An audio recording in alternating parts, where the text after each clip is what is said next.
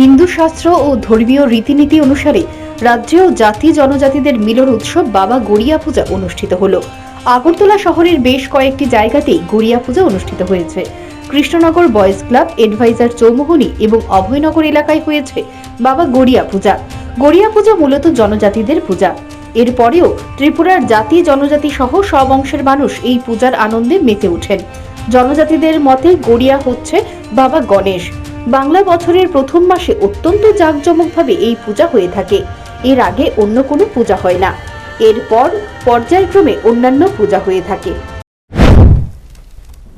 সবাইকে নমস্কার।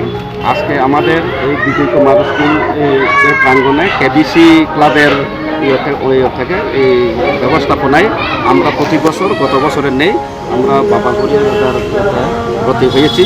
যে আপনারা দেখছেন যে আমরা অলরেডি পূজা শুরু হয়ে গেছে। এই বছর বাবা গড়িয়া আজকে শুধু আমরা উপজাতির জন্য না, এটা সারা ত্রিপুরার মধ্যে জাতি জনজাতি সবার জন্য একটা উল্লেখযোগ্য।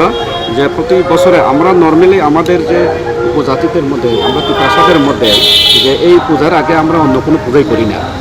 কারণ এইটা বছরে এই সারা বছরটা যাতে আমাদের সুখে শান্তিতে এবং ধন সম্পদ যাতে আমরা সব জায়গাতে যাতে উন্নত হই, ওইটার জন্য আমরা ওই বাবা গড়িয়ার কাছে আবেদন রাখি আর কি।